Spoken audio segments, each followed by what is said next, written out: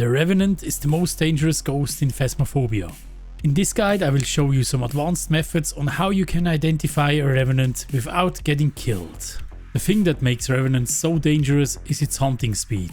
Now I know the ghost doesn't seem that fast if you look at this footage here. The Revenant is moving 1.5 times slower than any other ghost when it's not in line of sight of a player. As soon as it can acquire line of sight, it will speed up to twice the speed of all other ghosts. This simply means you cannot outrun a Revenant, you can only break line of sight to slow it down or use a smudge stick to make it wander for 5 seconds. So as you may already know, you need EMF level 5, fingerprints and ghost riding to identify a Revenant. But what can you do when you can't find the last piece of evidence? Now some people say that you can juggle the Revenant because it supposedly switches targets when another player steps closer to him. Now first of all, this would be incredibly dangerous because it would most likely end up with someone getting killed. And it would also be completely pointless since we already debunked the targeting behavior of the Revenant. It behaves like every other ghost and will simply not switch targets.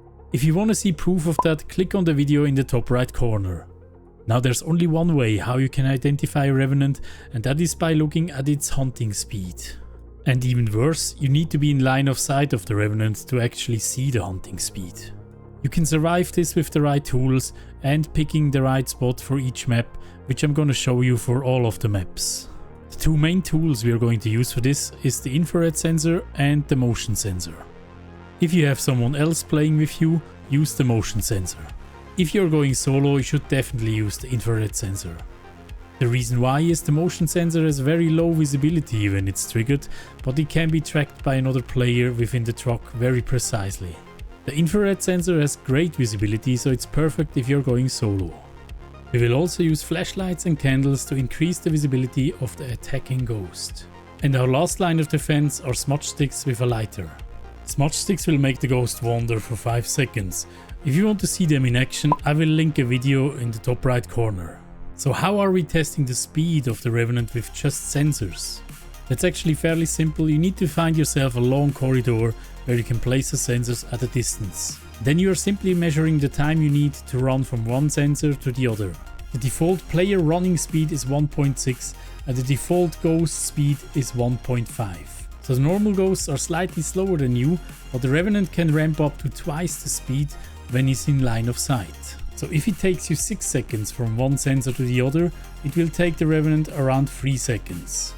Also make sure to turn off the breaker for this test because the Djinn is also fast, but only with the breaker on.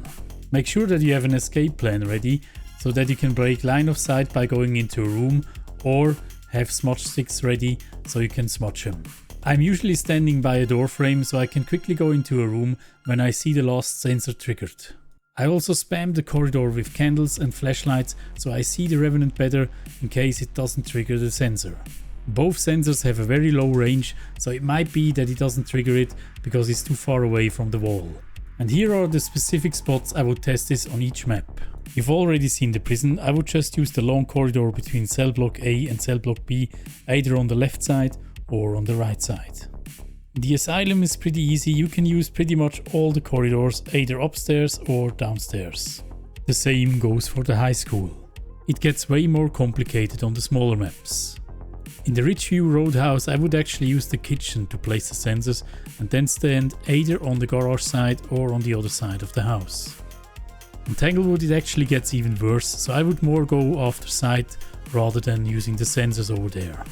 On Bleasdale I would use the upstairs part to place the sensors and then hide in a room or use smudge sticks and go down the stairs. Unfortunately, Grafton and Edgefield have the same problem as Tanglewood, so I would actually go after sight over there rather than using sensors. Check out my advanced guide on how Phasmophobia works in the top right corner, and we see us in the next one. Oh, all these patrons! Thank you so much guys for your support! Mwah. Big schmouts!